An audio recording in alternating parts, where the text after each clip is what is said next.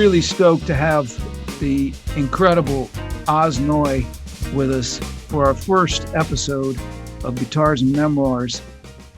And Oz, welcome to the show. Thank you. I'm the first one. Holy Number one. Number one. Honor.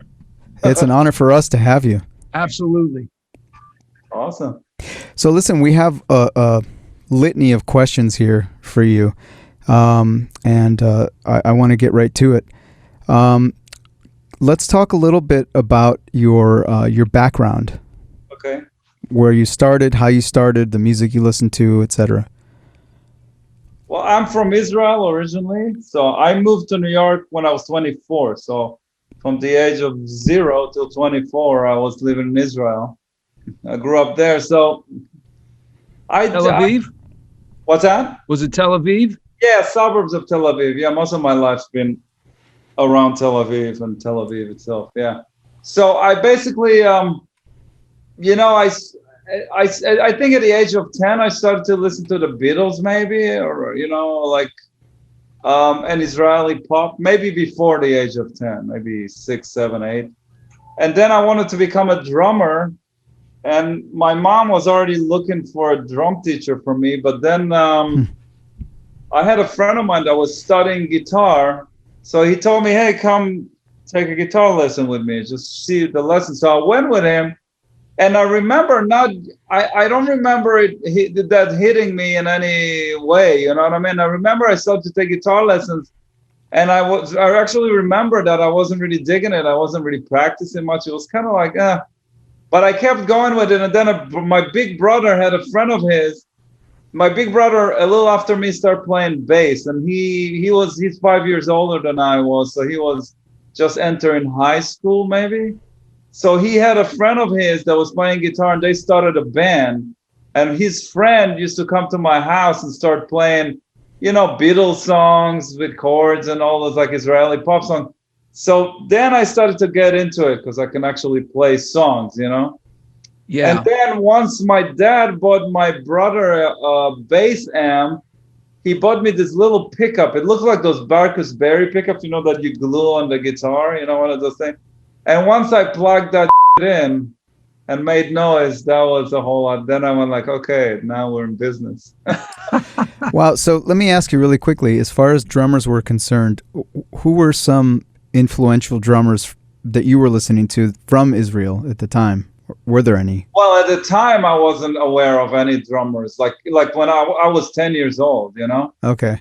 But as I grew up, there was a couple of Israeli drummers that were playing on all the records there. So they were like the guys. And I don't know, I started to be more aware of drummers maybe when I was 16 or when I started playing jazz, like when I started really studying jazz seriously. Before that I wasn't really aware of what. So you sort of divorced yourself from the drums at that point and just focused on the guitar. Yeah, although I gotta say something interesting. Throughout my life, even especially before I moved to New York, I used to buy drum videos. Like I used to buy those instructional videos, like even even like some percussion, like Hidalgo, what's his name? Giovanni. I love the Giovanni video and like the Gad video on Erskine and Dennis Chambers. And I used to watch all those videos.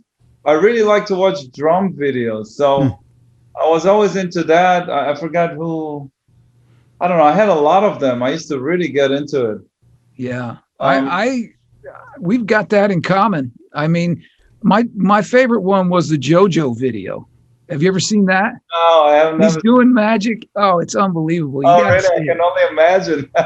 and then the Steve Jordan one is really happening as well. I love the Steve Jordan one, but I only watched it when I already moved to New York. I really love the Gad one, and he plays a really, really slow shuffle or blues, and it's so slow and it's so great. And then the classic one that I watched like bazillion times was Porcaro. Oh, yeah. Anna and all that. That's, For sure. Yeah. And for me, it was the opposite. I started off playing guitar, and I started off totally checking out guitar players. And, growing up in Rochester, there was a shortage of drummers, if you can believe that. So then I had to switch over from guitar to drums. Wow. But the love for the guitar never died.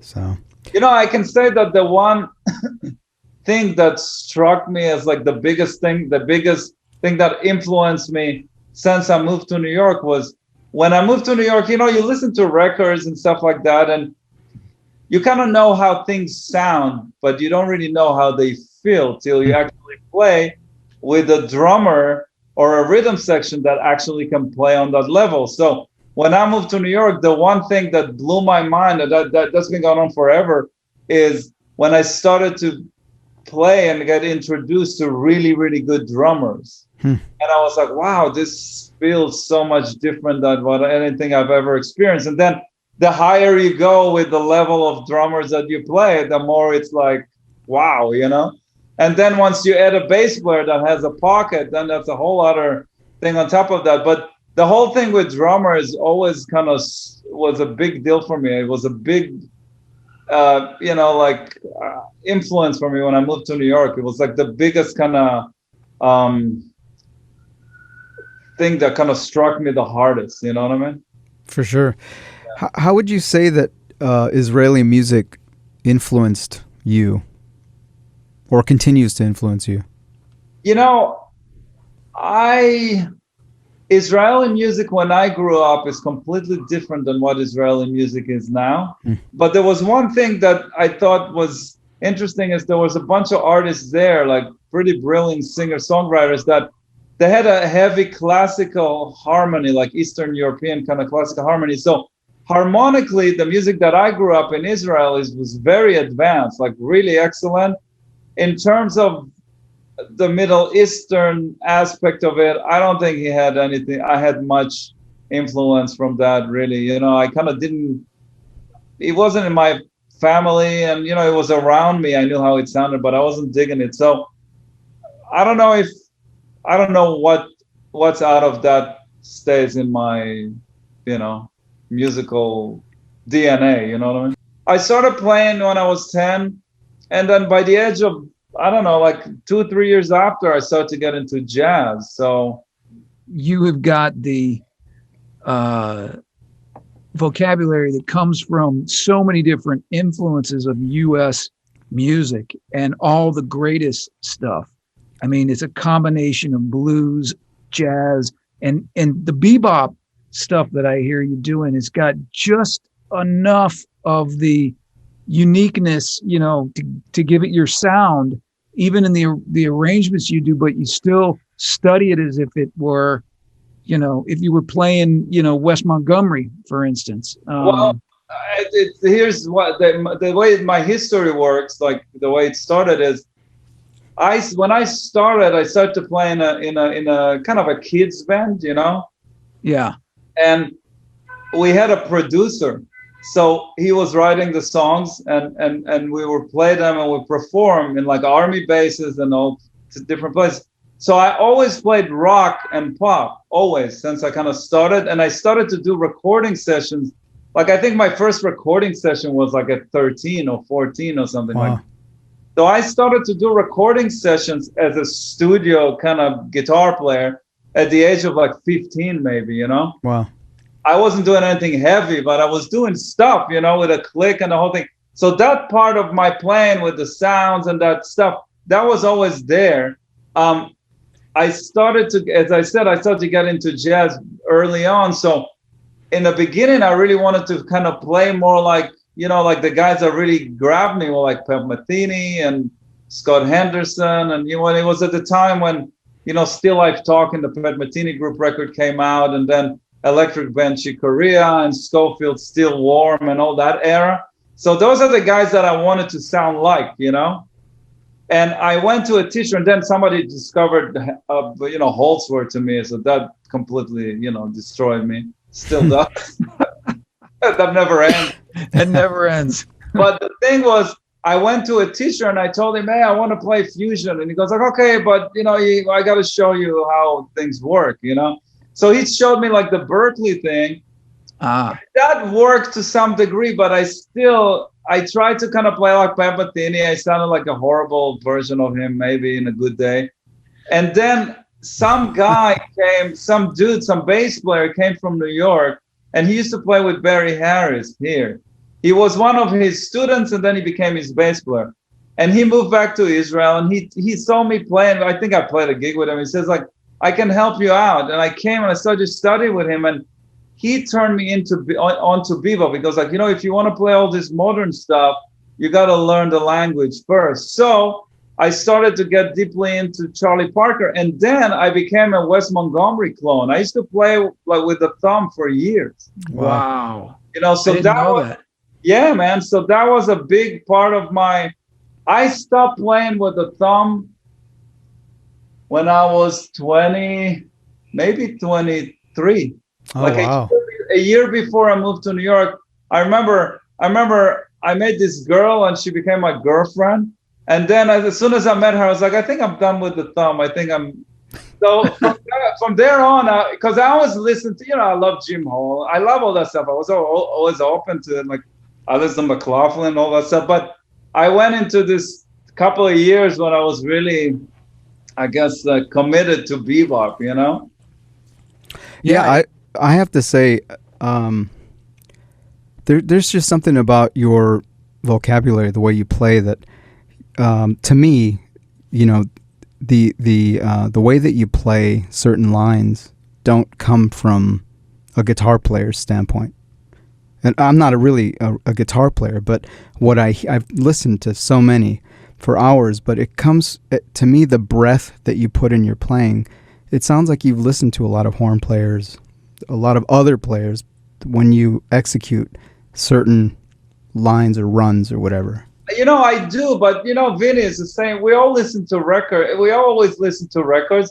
I'm sure that I listen to more guitar records than other records, but I listen to, Miles or Herbie or Chick. I listen to all that stuff like all of us. So, when I listen to myself playing, except of cringing every time, I don't hear the originality at all. I hear, okay, this is from Wes, this is from Stevie Ray Vaughan, this is from Scofield. Like, I don't hear it like that, but I try really hard to not sound like somebody because that's kind of a trap, So I don't know. I guess the fact that maybe it doesn't sound, to me, it sounds very guitaristic, but obviously all of us listen to other music and other, so I don't know. It just comes out like that. But in my ears, it doesn't, I don't, perceive. When I listen to you, and this goes back to probably about the time that you moved to New York, I hear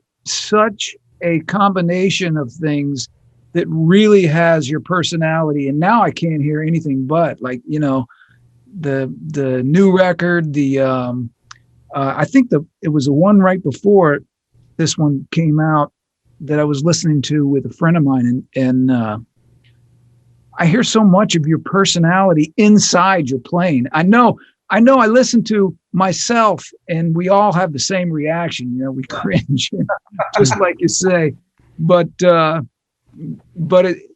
it really is interesting to find out what details brought you to that point, and to know that you played like Wes for a couple of years. And, oh yeah, that was big time. And studied Charlie Parker. I mean, it's evident.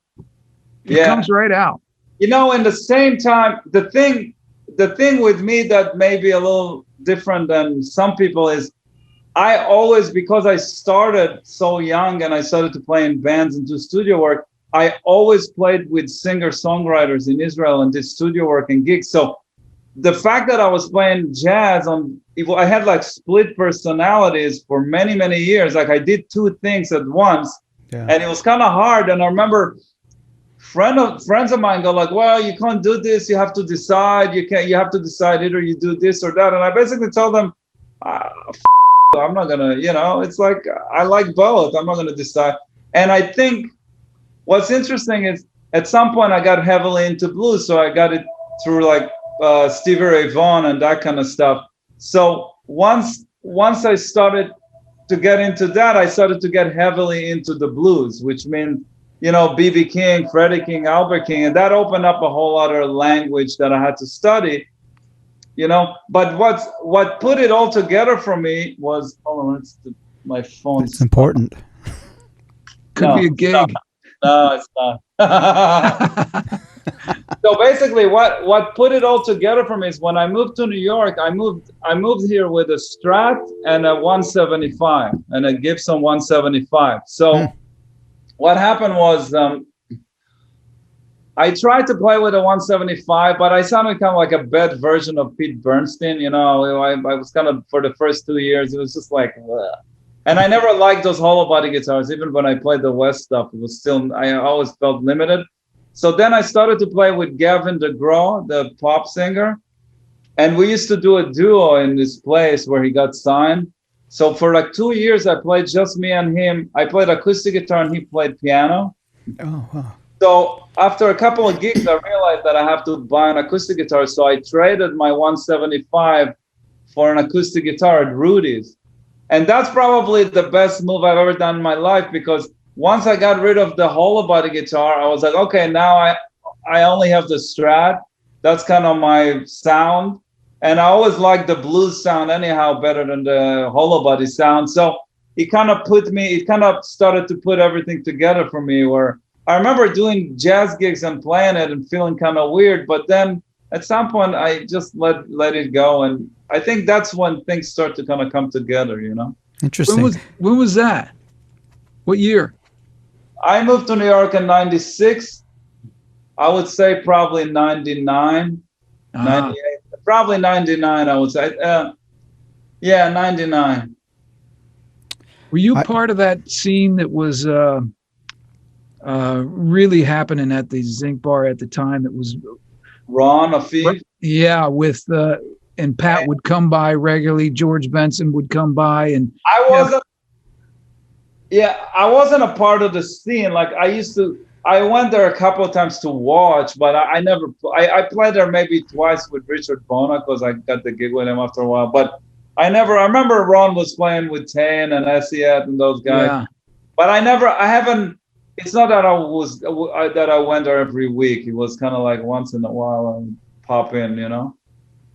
I was more into, at the time, I was more into Smalls. Small scene. That was kind of a big deal because, you know, when I moved, you know, Brett Meldau and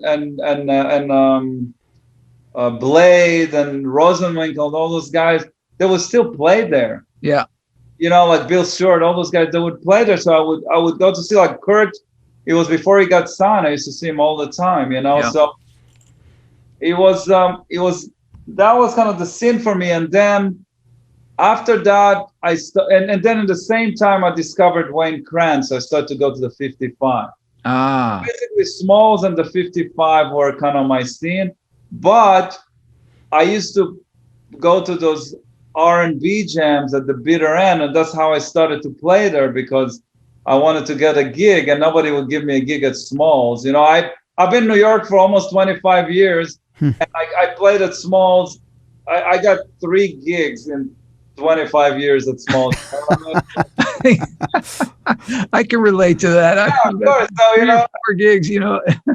So Smalls was never like I used to go and listen to music. And then 55 Bar became like the second home after the bitter end, because in the beginning I wasn't really pursuing it, but at some point Scott from the 55 Bar go like, oh, why don't you come and play here? And that was really great because I could do my jazz stuff at the 55 Bar, you know? Yeah.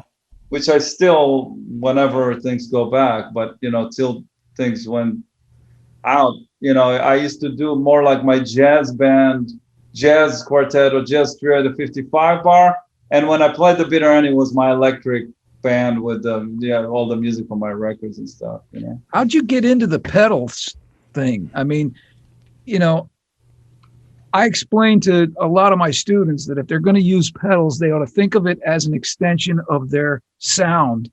And you epitomize that. I always say, listen to Oz. He doesn't use a pedal to have a delay on the guitar or a reverb on the guitar. He uses a pedal as an extension of his voice.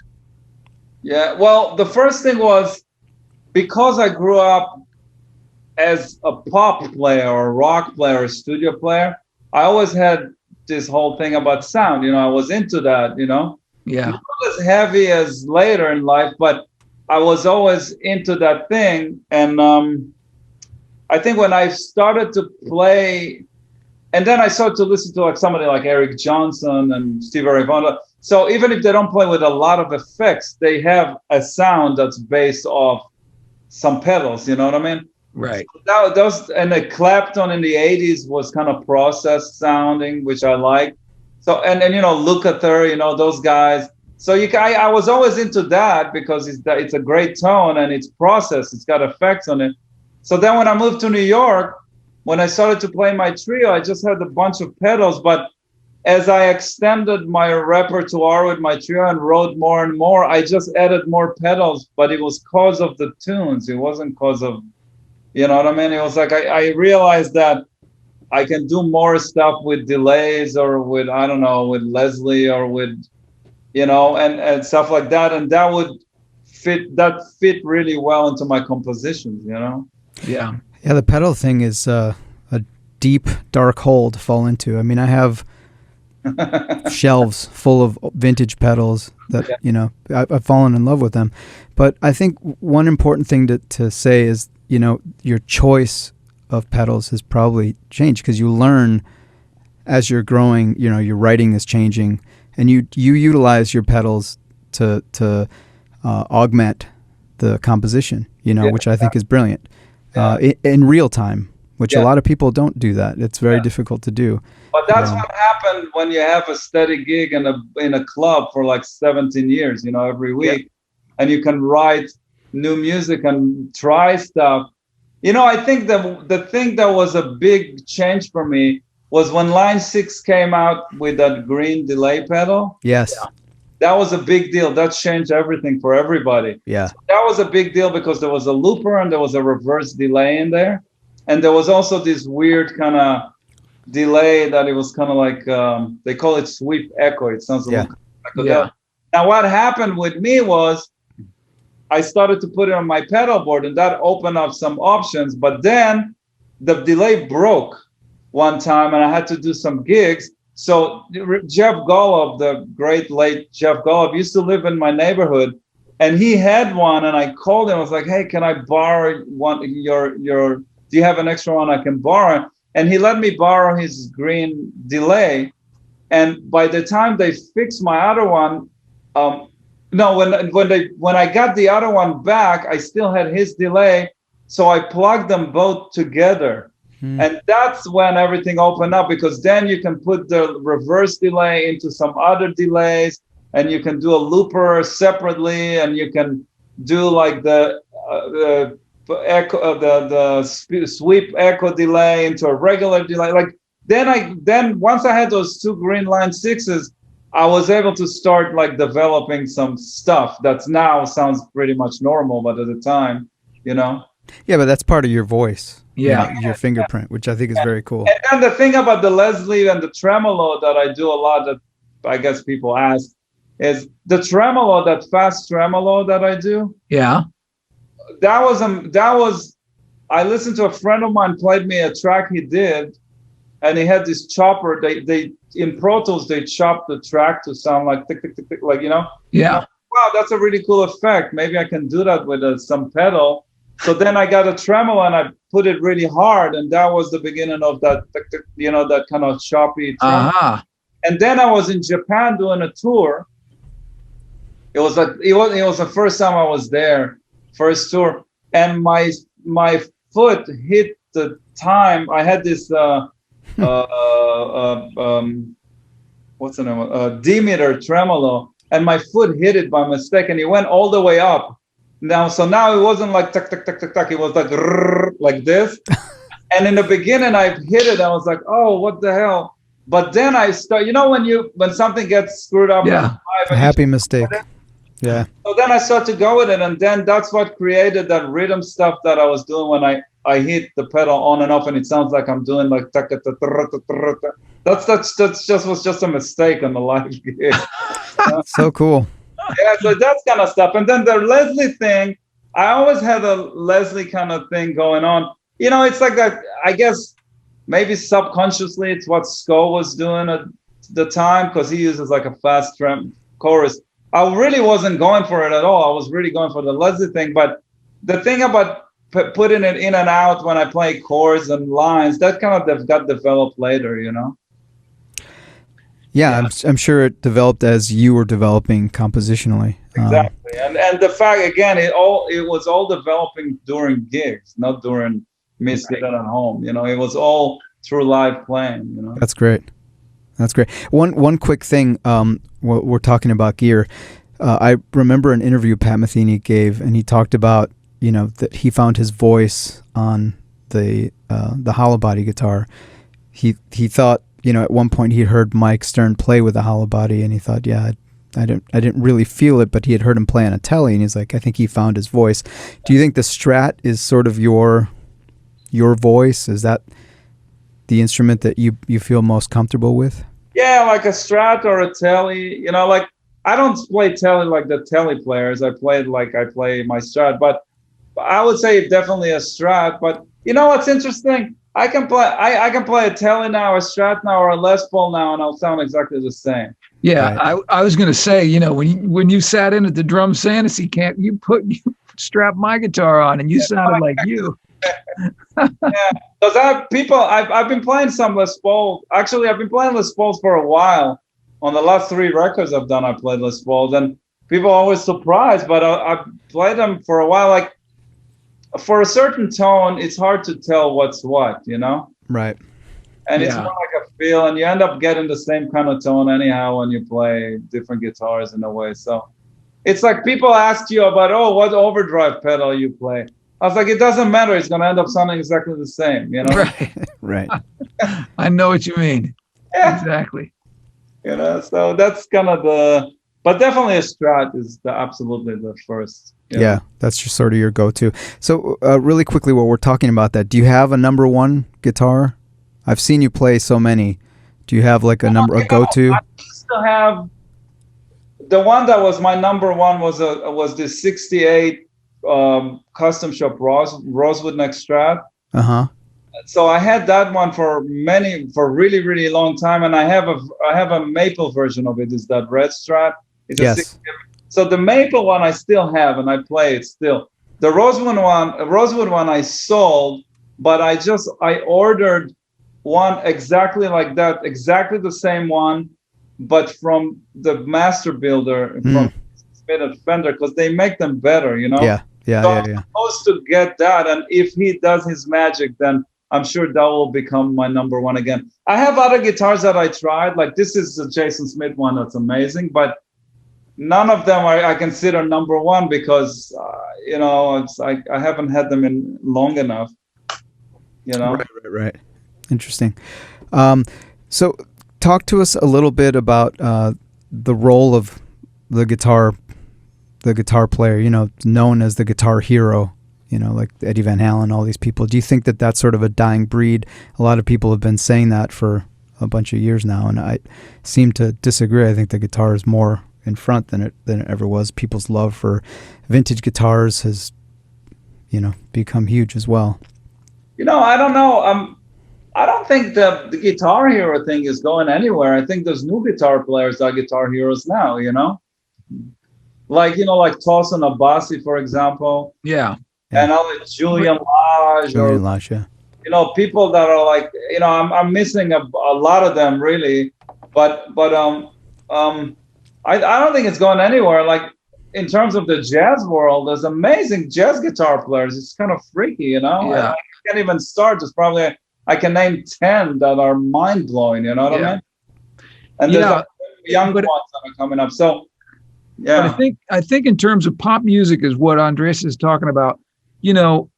Whereas before you would hear the guitar playing a major role, and where is that today? Do you? I mean, Eddie Van Halen, in that you don't hear that in anything. I mean, is because rock is kind of in the back seat now. It's kind of like, and it's more electronic, I guess, music, but there's still some guitar in that. And I see some new stuff that's coming out with people tapping and doing some extreme stuff.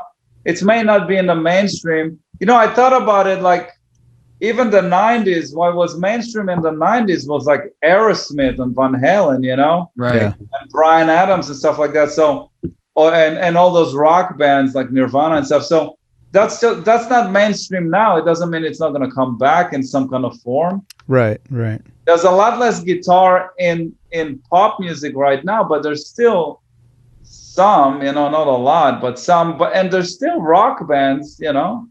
Yeah. Speaking of rock bands, who were some of your favorite rock bands that you listened to Van that Halen, were obviously Van Halen, Aerosmith. I love Bryan Adams because some of that Reckless record that he That's made, great. it's some of the greatest like guitar records of all time. To my absolutely opinion. yeah. It's still this day, it's like mind blowing how good it is, you know. Yep. I don't know. I love Steely Dan, obviously, but that's not really rock. Aerosmith, Van Halen. I'm spacing out now. I'm sure there's more. Great. Yeah, I watched an interview with Larry Carlton, and he was talking a lot about the Steely Dan records. Yeah. And he was saying how that it was like jazz writing, but in a rock world. And production wise, they were producing records like pop records back then. Yeah. So you get this incredible mix of studio musicians and guys that can take a solo every time and sound like, you know. Yeah. I love Toto, by the way. Toto. Oh, yeah. Steve Lukather. Yeah. I mean, you know, I grew up in the 80s, so a lot of the hair metal stuff was going on, but you know, I was never into the music. You know, the thing is, I love the guitar playing. Like, you know, like I love George Lynch's guitar at the time, or like, I don't know who else, or Steve, well, obviously Steve Vai, but you know, Nuno Bettencourt and all those guys. They're amazing guitar players, but the music, I always kind of connect to songwriting at the end. So Paul Gilbert, but you know, a lot of those bands at the time in the 80s, the songs were kind of a little cheesy or stupid, but it was good songs and I would connect to it, you know. That's why I love Van Halen and I like, you know, Aerosmith, because the songwriting was just on a different level, you know. Yeah. Did you ever get into any prog rock? No, not really. You know, like I tried to a little bit, but I never got into it. Yeah. Yeah. Any bucket list? You've played with so many people. You've done so much stuff in your career so far. Anything that you haven't done, or someone that you'd love to play with? Oh, a lot of people. Like? Well, Chick is dead, so I know. Yeah. Although he played on my record, but I never played with him in a room, you know. Yeah. I love to play with Herbie Hancock. I love to play with Wayne, but Wayne is not. I don't think he's coming back. I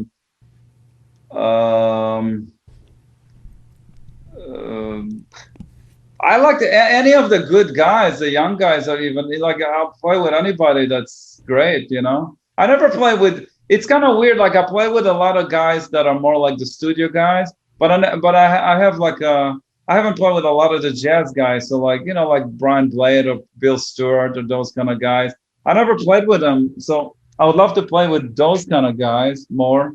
Right. I don't know. I like Eric Harlang and Antonio Sanchez, those kind of guys. Yeah, those guys are great. And when it comes to like, you know, like the pop rock gigs, then anything good will work, you know. Right. The key is that it's got to be good. Yeah. Yeah, whatever, you know, or I don't know, any pop stuff that's good. That's good. It's good, you know. Yeah. So let's talk about the book. Oh yeah. You know, I looked through some things and getting into it. I mean, it's kind of like, I would say, your approach on what guys should know anyway, but you take what they should know and show them a different way to do it, like the Aldrich scale or the Mixolydian scale, and it speaks highly to your personality, and it's very well written. I've checked out a lot of books like that, but I would say this one is one of my favorites because it's not, it's like a good book that you can't put down. It goes on to the next thing. And if you check this out, you'll like this, that kind of thing. First of all, I didn't write the book. The company that released it actually wrote it. I gave them the curriculum and the whole thing, because I don't even read books.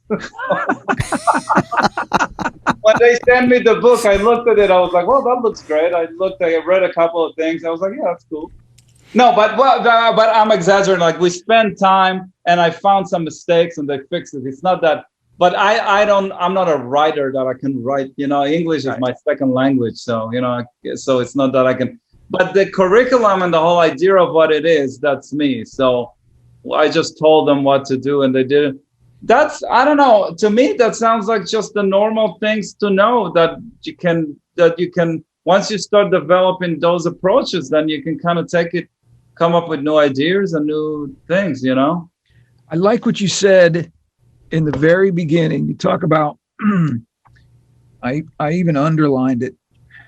The magic happens when you have a strong palette of colors to choose from, and you know how to apply them in a practical way. Yeah. To me, that's it's so succinct. It's so well put.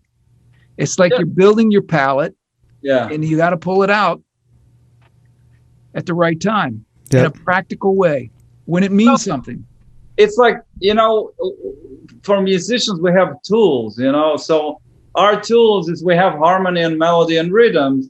So these are our tools to create what we create. So harmony, you need to know the harmony you play over and the options of what you can play over. And then what you play over harmony is the scales. That's how we create melody. So you need to know the scales that are your tools to improvise. So like, this is what you can do over this chord, and this is how this sound, and this is that's how that sound. Those are your tools.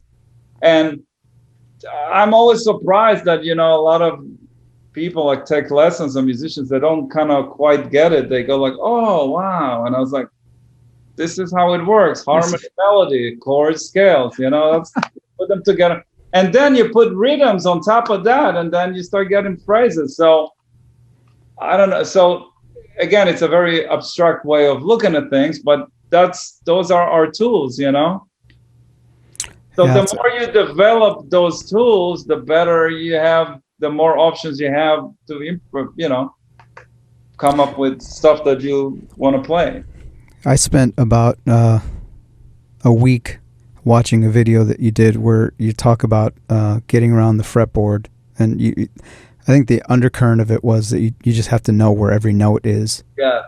And then there's this octave thing that you do. Octave displacement, yeah. Amazing. Like I just fell in love with it. That Pat Martino kind of started it. I just took one of his ideas and I developed it for myself. That's the whole thing. That's why this is the whole thing with the book too. It's like, you get an idea or something that works for you, and then you develop it, So for example, most of what the book talks about, and except of the fact that you have those scales that can work on this chord, and learn the sound of those scales, and then you have your palette to choose from. But the other thing is all those like those it's not patterns, it's intervals. It sounds very technical, but everybody's playing patterns and intervals. They just mix them in a way where they make music out of them, Right. But to me, a lot of it is just based on that anyhow. So if you know all those intervals of those scales, then you have a lot more tools, like a lot more, stuff that you can play. Or options, yeah. Oh, yeah. So I'm kind of surprised when I kind of thought even when they asked me to do it, I was like, well, I can do this, but everybody knows that, no? And I was like, no. That's true. That's true. Yeah. Man, what's next for you, Oz? You have any dates booked yet? Things starting to open up for you yet, or no? Yeah, like I don't have any tours or anything like that. That's not going to happen this year. But I have a couple, like little drops of things. Like I played the bitter end last week. I have, that's starting slowly, and then there's one or two other places, and seems like the Iridium will open up in the fall, so I'll play there. So it's very little, but it's something, you know. It's Yeah. just playing a little bit.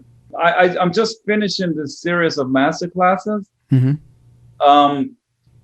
I might do a few more. What will happen is eventually I'm recording those. Eventually they will come up. They will come out as videos that you can buy, as lessons that you can buy. You know what I mean? Okay. But I have to edit them and put them in the right format, and also figure out how to do it. So eventually that will be on my website, but I don't know when yet. Right. Other than that, What is your website, by the way, so that we can put it? Oznoy.com. Oznoy.com. Okay. Yeah. Other than that, just buy my records and buy this book and any other instructional stuff. What do you consider support these days? I mean, it's so hard to think of being a musician coming up today when most of what we do is given away on Facebook, YouTube, Spotify, you name it. No, it's crazy. But somehow you make it all work. Everybody, all of us make it all work. You Yeah. make it all work too. You make it all work. And I think it's kind of crazy. Survival, yeah. Yeah. I think to me the most important thing, but it's like a lost fight is, you know, people need to buy music, you know? I know.